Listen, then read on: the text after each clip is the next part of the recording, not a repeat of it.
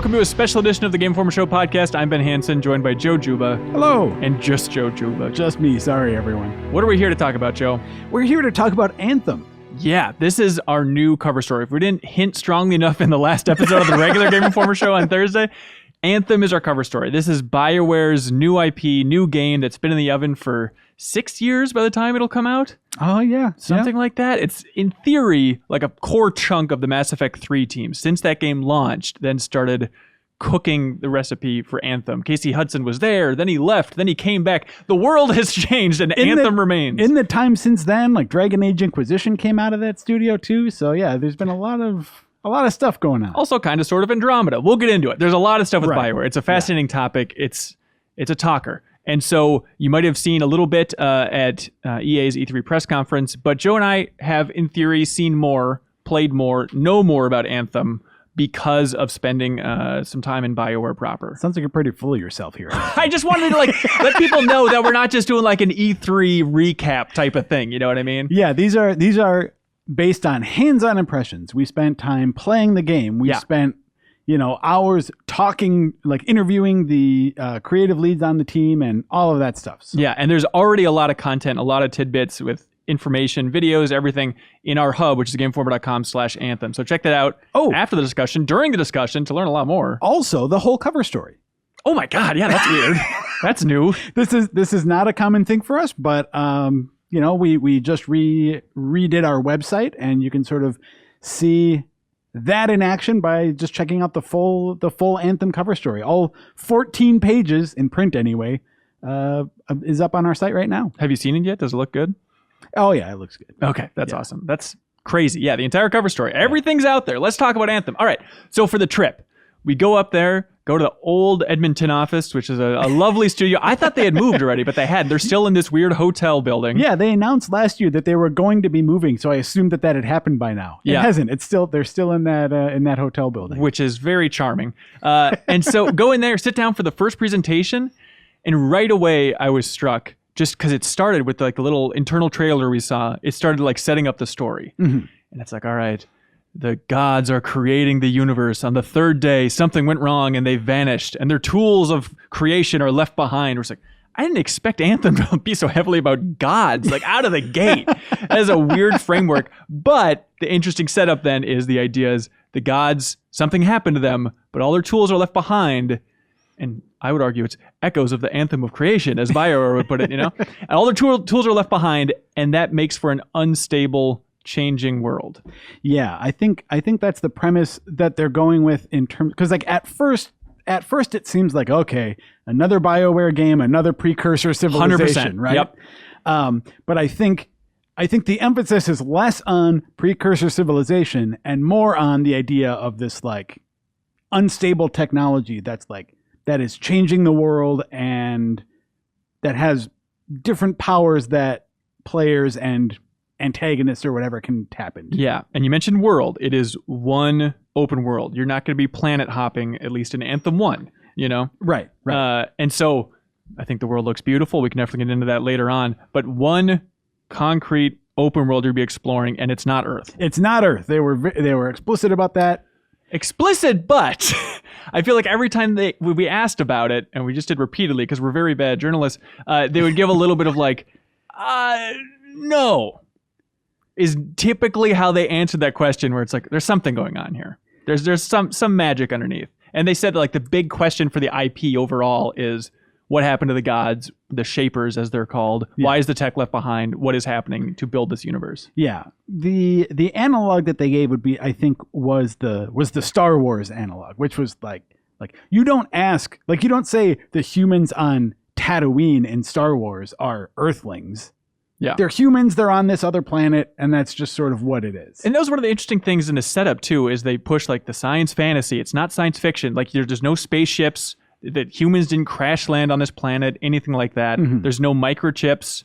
There's a certain tech that doesn't exist. What else did they say? No highways, no factories. Yeah. Just it's not like mass production. Not yeah. And it's a more abstract world overall. They said like it kind of has, it's not as scientific because it's not science fiction in their minds. It's not as scientific as something like Mass Effect, where you can explain the mass relays. It's kind of fun to dig into the codex. In this one, it's much more of, it's all build, it's all loose, it's much more mythical. Like they compared it to Marvel, you know, or like comic books in general. Like you don't get too nitty gritty trying to dissect it, but like this doesn't quite make sense. Like, yeah, it's not science, everybody. Tony Stark built an Iron Man suit in a cave. Right. Let's move on. Yes. Yeah. But I mean, I feel like Marvel and Avengers came up a fair amount because it is very Tony Stark. It is very Iron Man actually playing this thing. Yeah. Yeah. And I think in my mind, I mean, well, there's a lot to dig into with this game, I think. But I think the immediate thing that I think most people had after last year's E3 presentation is that, like, okay, this is Destiny, but BioWare's take on that. Yes. You know, and if you are looking for things that like really set this apart from that and make that, I don't know. After we went on this trip, there are certainly parallels, but I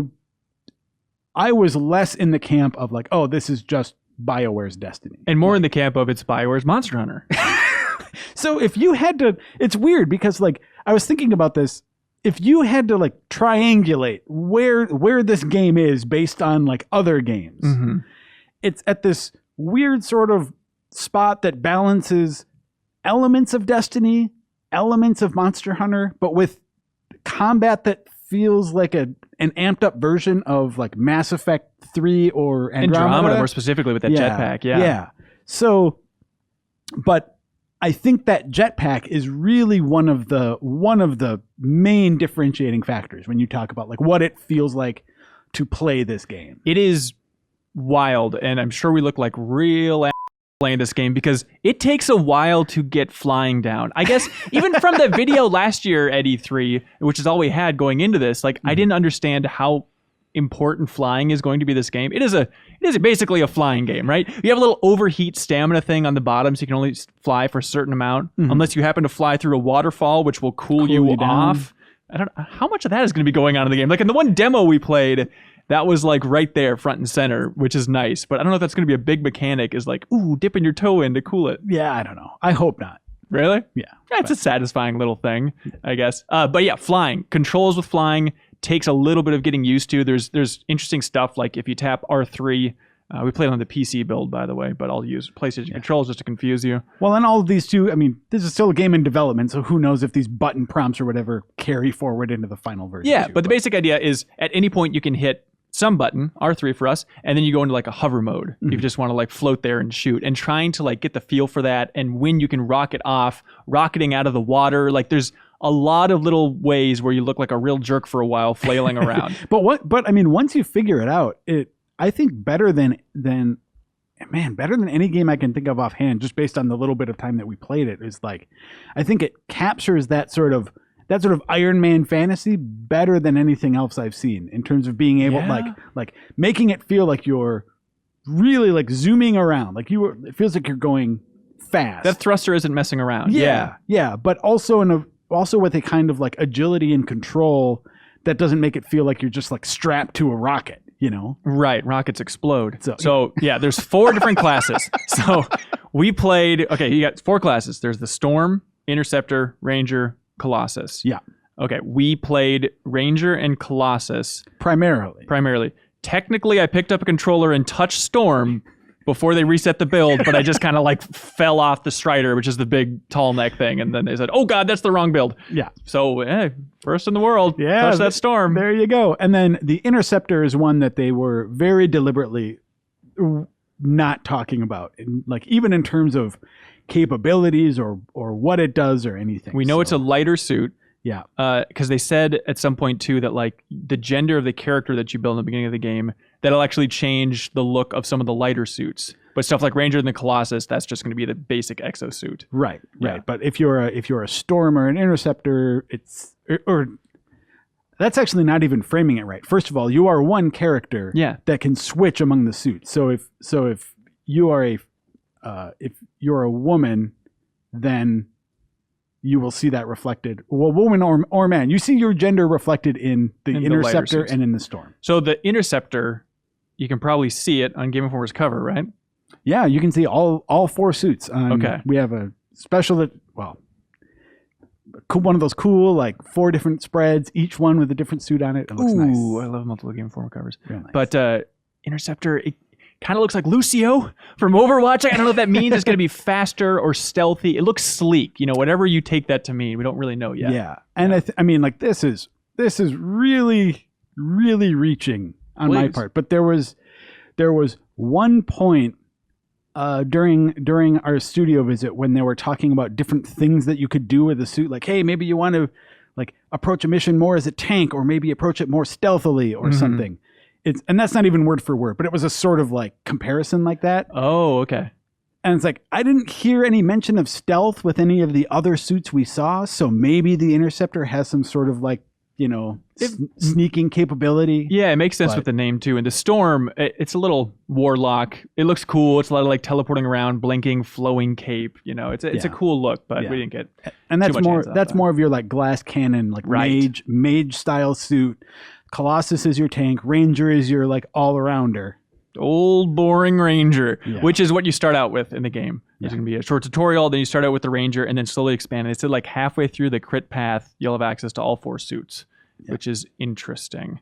And in theory, then, this is interesting to you. I know you bring it up a lot, but that idea of like, you don't have to make a new character like you do in something like Destiny, because you can just jump into a different suit and then work on that build for a while. So you're not going to, in theory, have multiple characters unless you want to have a guy and a girl. I guess that's the only reason where you would create multiple. Do you like that system in theory?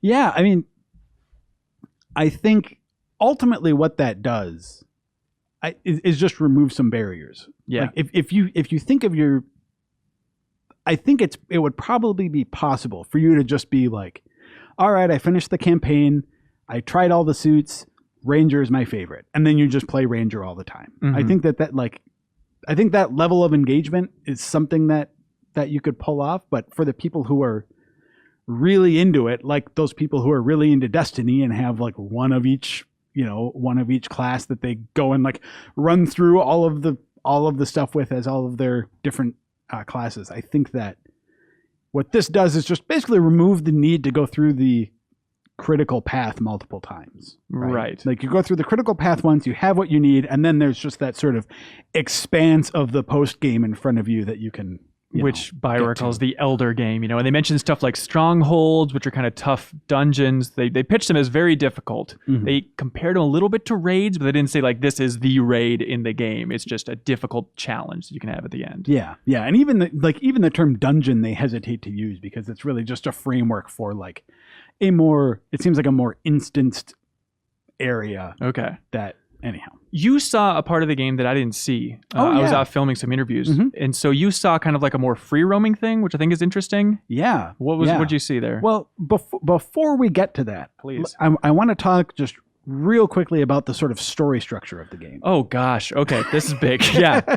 Well, I don't think it has to be big. Okay. Because the impression that we got while we were there is that the story is sort of siloed into 2 different things. On one, you have this Fort Tarsus, this like base that you go to, and that's where you do a lot of like customization of your suit. That's where you have dialogue with characters. You make choices there. Yeah. They didn't say this explicitly, but it seemed a lot. If you play other Bioware games, that seemed like the analog to something like the Normandy or Skyhold in Dragon Age. Like this is sort of your base where you go and talk, and that is like single player exclusively, first person. Yeah. So you don't run into like other players there at all. So like that is sort of your personal representation of the world. Right. So in that way, not counting the kind of like group meeting space, it reminds me a little bit more of Monster Hunter, where it's like the town is basically single player. Yeah. Unless you're in the Gathering Hub up top. Yeah. Except with the reason why that like structurally that makes sense, but it also feels like in Monster Hunter, there's not like, it did not feel, at least the bits of Monster Hunter that I played, it's like there aren't big things happening. You aren't changing the town throughout it. Right. Yeah, for sure. And then, so when you leave Fort Tarsus, then that's when the world becomes the sort of communal or co-op sort of thing. Right.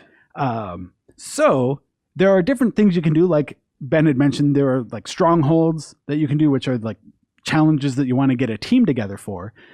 But you don't necessarily have to do that if you just want to go and like, let's say you want to kill 10 minutes. You can just run out into the world, and that's basically what I saw, is this free play element where it's like you're not teamed up with anyone. There isn't any like mission objective or anything. It's just you're just out in the world. You're just flying around. You're shooting stuff. You're getting crafting materials. Realistically, it's what you're going to be doing while you're talking to your buddy on a headset who's like, hang on, I'm making some more story decisions in town, and then I want to talk to this character and change my load. And it's like, oh, come on, I'm dicking around in this open world waiting for you to get ready. Except, I mean, yes, I think that is likely the way you would engage with that, except it seems like it has more. It seems like it feeds into your experience, at least, right? Okay, there's something out there. Like the kinds of things that you're doing out there seem more beneficial than just sort of randomly killing guys and getting small amounts of XP for it. I could be wrong on that, but like that was the impression I got from it. Sure.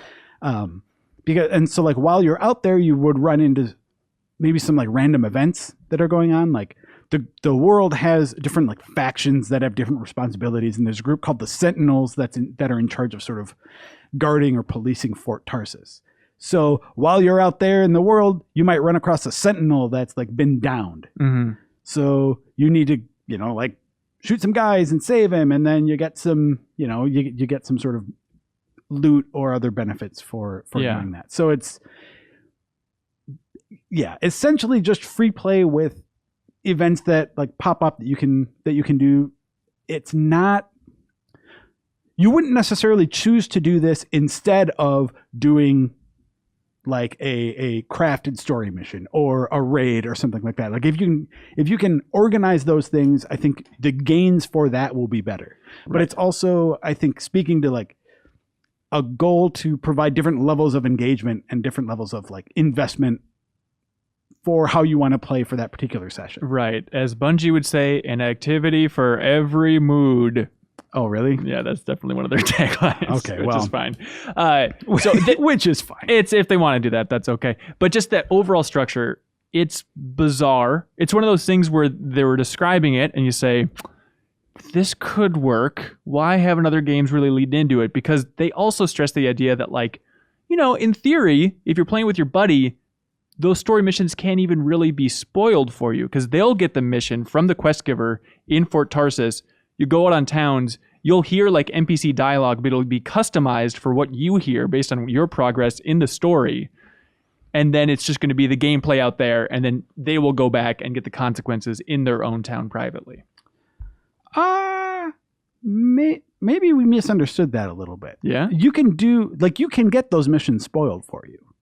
They said at some point that if there was going to be some, and that would be like later on, that they actually will have a pop up on the screen that'll be like, warning, there's going to be a spoiler here. Yeah. But definitely part of the pitch. You can opt into missions that you have not gotten to in the story yet. Right. Yeah. But in theory, the juiciest parts of that story are going to happen single player in Fort Tarsus, where you're making those decisions. Right. And you are going to be separated from that. Yeah.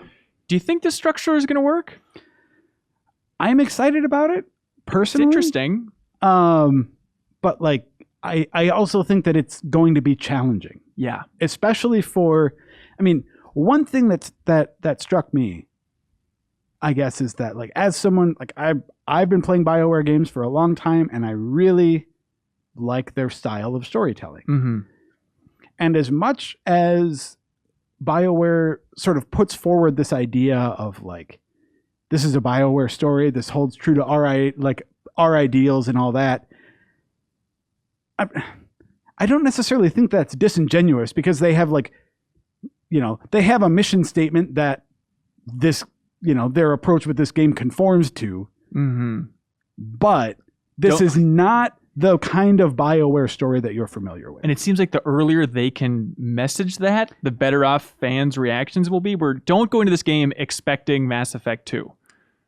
Don't expect that concrete, clear story. And they even shifted in an interesting way, talking about like, this game's going to have memorable characters, where they're leaning much more on like personalities of the characters, the NPCs you're going to interact with. That's where it's really going to come through, because creating a co-op story is very difficult, as I'm sure they realized in Old Republic. And Old Republic came up more than you'd think on this trip. Oh, yeah. And when we brought up the approach even to like, are you handling co-op decision making the way you did in Old Republic, the answer was, we are super not doing Yeah. that. I like that system though. Like everybody gets a turn to vote on the branching dialogue, but there's no dialogue branching trees, choices with your friends on the missions. Only single player back home. And I think, I mean, and that works for what it is, but I also understand the desire of like at some point that robs a player of agency. Like at some point they don't get to decide exactly what they want to happen, right? Yeah, yeah. And in terms of like pitching, this is a Bioware ass story and a Bioware ass game.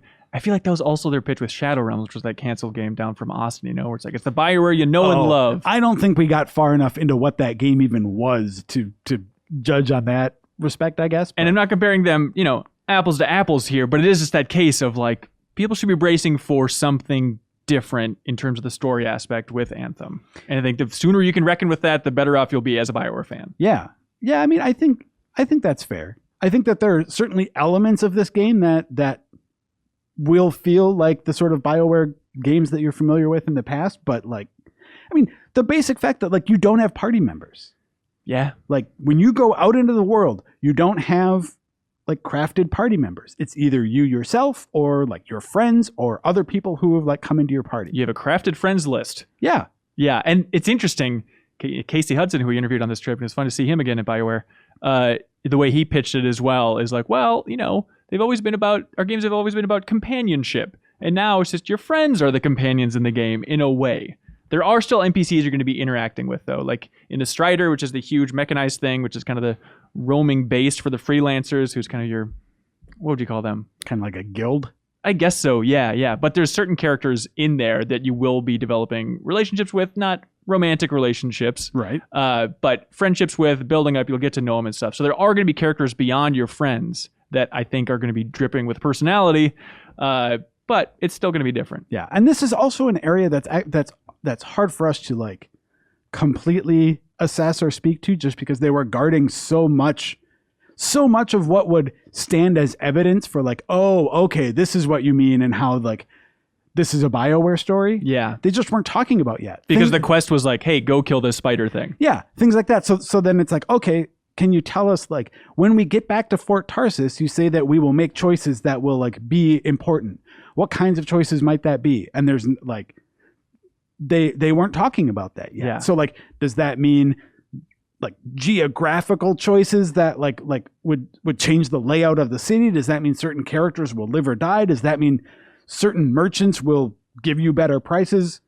Like we just had no framework to talk about that stuff yet. Yeah, the only hint, I guess, is just that idea that they said that the NPCs, depending on your relationship with them, would change a little bit in your ears. So maybe, you know, you can be more friendly towards some people compared to your friend's relationship with them. So in theory, there's going to be some sort of system of people will like you more or less in the town for different reasons. So I'd imagine it's a lot of those arguments of like, Sally running that market across the street wants this, but I want this. You gotta deciding choose which NPC you give a thing to or something right, like that. Yeah, right. But I mean, so like, and also things like just the way those, because they also weren't going super in depth on the characters and what they are, like your crew in the Strider, for instance. Like we know who those characters are, but very vague sort of like one sentence summary type of thing. Yeah, exactly. So like those are the things that story is going to be built on. So it's not necessarily like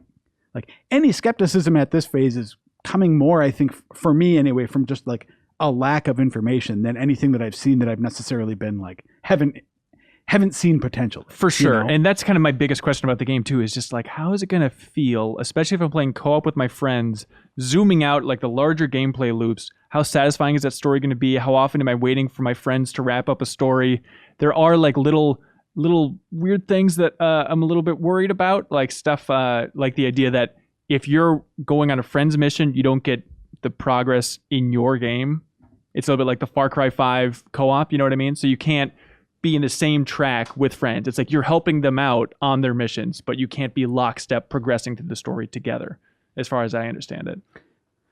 Huh. Yeah.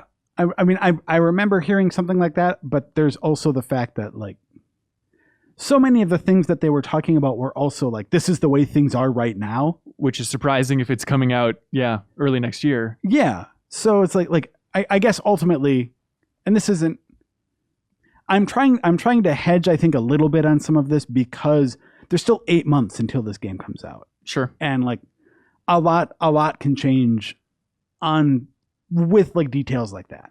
I think so, yeah. But even just stuff, I know how people will like tend to hear things like that and then latch on to it, and it's like, oh, that was a thing that we were just experimenting with right now, or who sure, knows. So, but that is the way it was explained, you know? Yeah. But in terms of things that are still ironed out or still being ironed out, just that idea of you can play the game by yourself.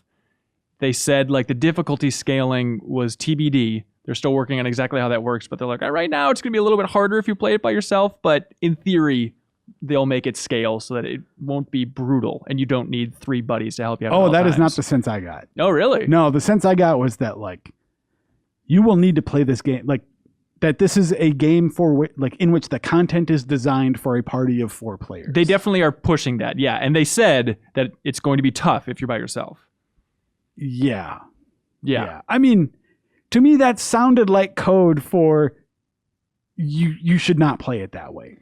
But they don't want to, rule it out because that's just a nightmare for them if they say you have to play with a group of 4 friends. Yeah, I suppose. But they have kind of like a Monster Hunter style flare system, right? So you can like help each other out in the open world. So, and also just that idea, do you have a better sense of interacting when you're flying around this open world? Is it just going to be your friends?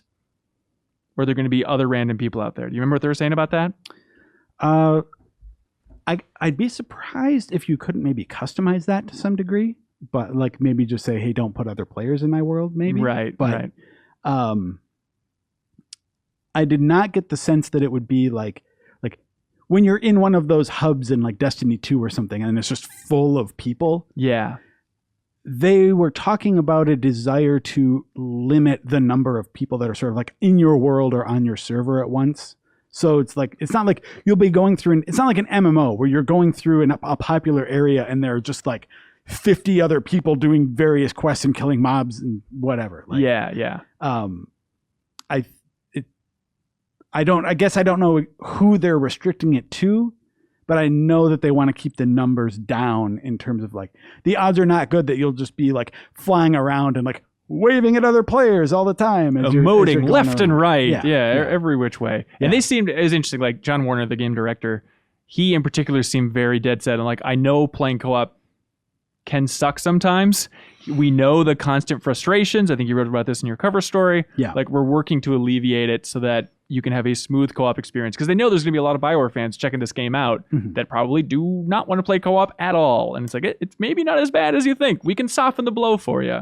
Yeah. And there were a handful of ways that I thought, like, just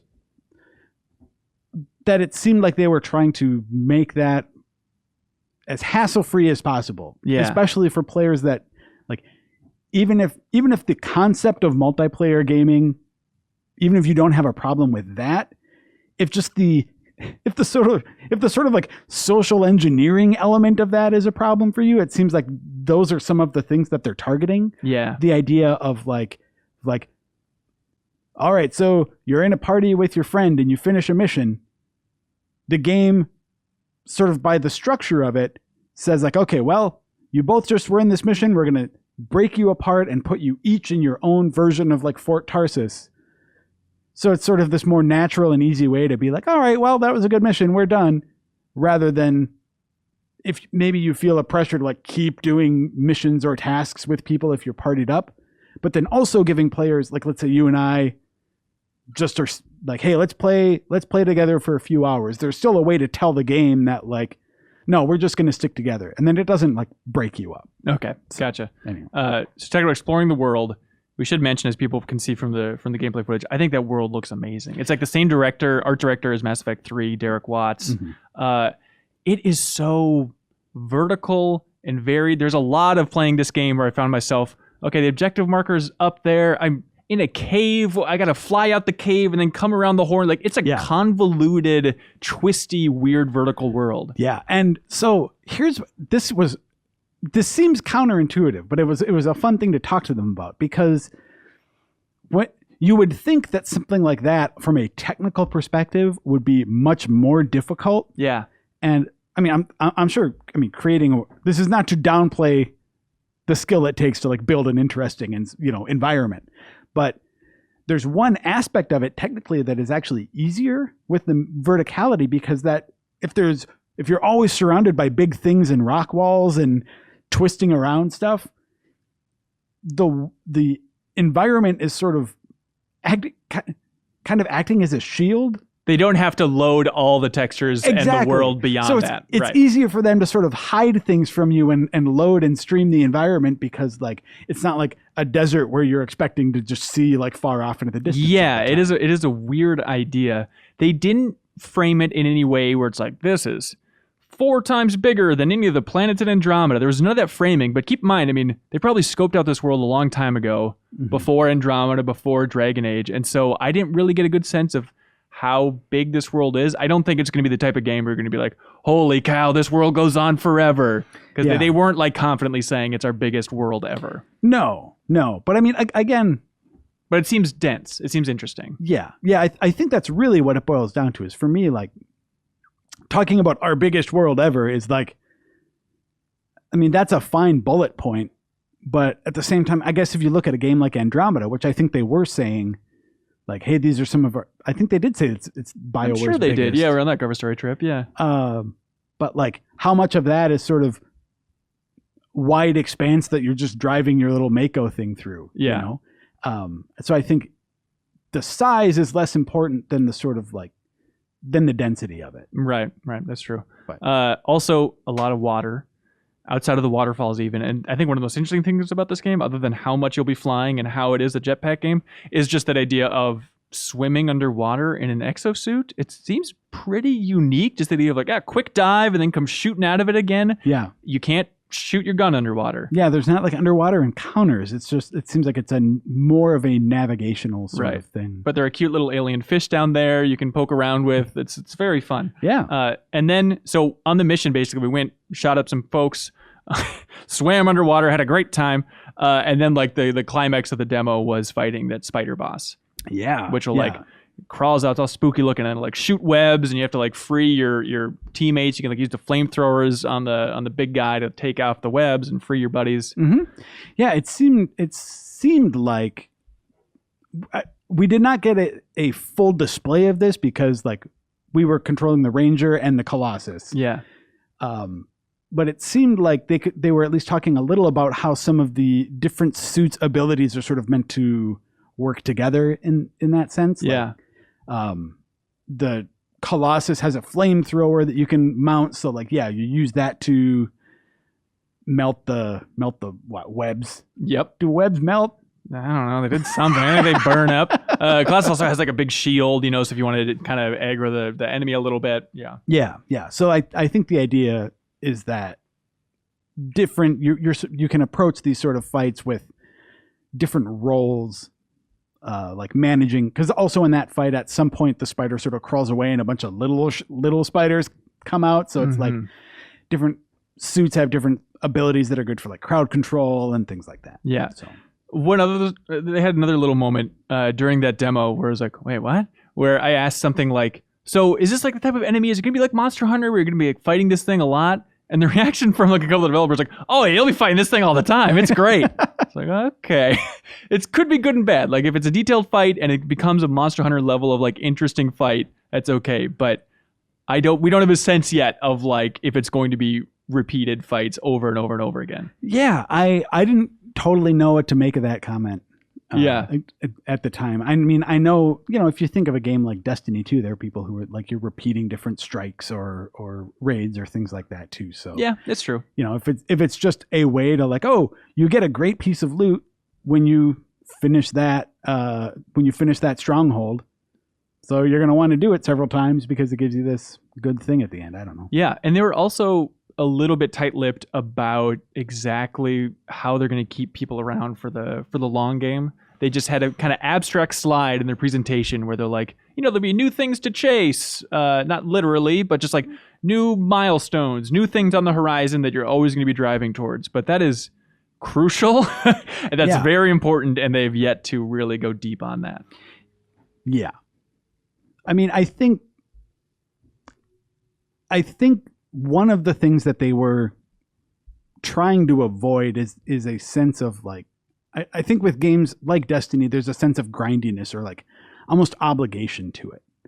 And what I think the whole point of the like chaotic world scenario is to give them the opportunity to like to alter the world and make things different, to make that post-game stuff like more compelling on a continual basis. And the easy example is like E3 last year when they had like the storm at the end of the demos. It's like, oh, if you log in and play with your buddies on a Tuesday for a random example, then it's like, oh, maybe this part of the world is consumed in this crazy windy storm. That's an easy example. And I hope there's more stuff like that. Yeah. But we didn't really see too much of how dynamic this world can be. No, that's true. We didn't. And I think to some degree, maybe part of that is just wanting to like see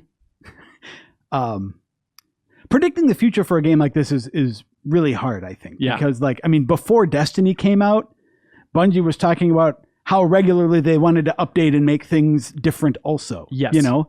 And then the reality of that situation set in, and it ended up being, you know, less frequently than I think that people wanted. Right, because it's really hard to make stuff. And Bioware, I mean, might be a smaller team than what Bungie has at this point. They've been working for a long time on this game, but it is a tall order to support this game for a long time. Yeah.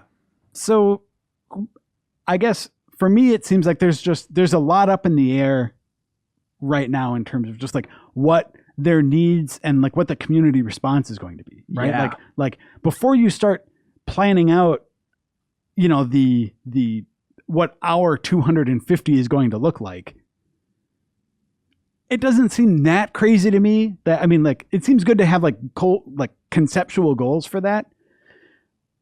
But if you're too set in stone of making that happen versus like having the agility post-launch to address balance needs or class, like this suit doesn't work the way it needs to, or things like that. So like, I don't know if it's like sort of shrewd forethought on their part, being like, oh, we don't want to overcommit ourselves right away, or if they're just like wanting it to keep it a secret right now, or if they don't know.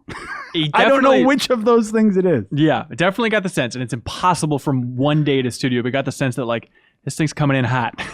There's a lot of things that they're still trying to land, but they have time. Yeah. It's just, it is a huge, scary genre style game for them to tackle. Yeah. Yeah. Anything else you want to say about Anthem? Whoa. We covered most of the big bases here. I think I would just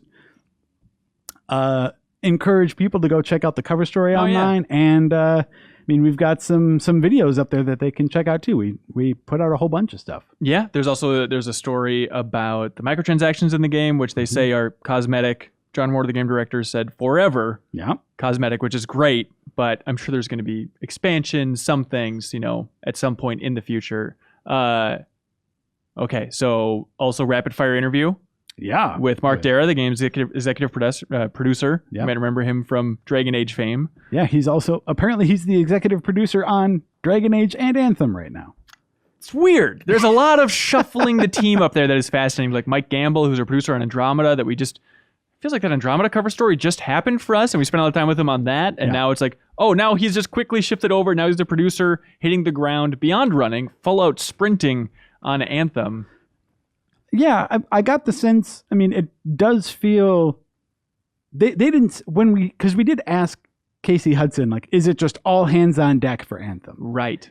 And the response wasn't like, yes, everyone is doing that. But it also wasn't no. I would imagine there's some pre-production for stuff like Dragon Age, other things they might want to do. And yeah, we have a video actually coming up later in the month talking to them about what they think about the future and some other projects they're looking into and kind of like the zoomed out framework for what they want to tackle. I think it's really interesting, and I'm very excited for in theory if something ever comes of that. But I mean, I think Anthem, and again, it's so easy just to be like, what happened to Bungie will happen to Bioware, but I am just bracing for, oh God, all hands on deck forever. This Anthem thing is a beast. We need to keep feeding because the community is going to have some thoughts when this game is released. Yeah, I think that's fair. And I think it's also fair to say like that they that they know that, and that they are, Yep. hoping. You can know an avalanche is coming, Joe. Yeah, but- no. That's not a defense. I'm Yeah. just saying, like it seems like they are aware that flexibility is going to be necessary surrounding the launch of this game. Yeah, for sure. So GameInformer.com/Anthem, we'll be updating it throughout the month. We're going to take a little bit of a break during the week of E3 because it's going to be just insanity out there. But after that, I think this is a great place, GameInformer.com/Anthem, to get a deep dive into this game. We'll have a lot more to share along the way. But cool. Thanks for watching and listening, everybody. Oh, also, What? there's more episodes of the Game Informer Show podcast coming up throughout the week. Monday, we'll be talking about press conferences. Tuesday, Wednesday, Thursday, we'll have developers, editors, everything you can imagine. So stay tuned to this podcast feed or on YouTube if you're watching it there, GameInformer.com, wherever you want to watch or consume it. And thanks so much for watching or listening. Be sure to tune in on Monday. We'll have the next episode of the Game Informer Show. Bye, everybody. Thank you.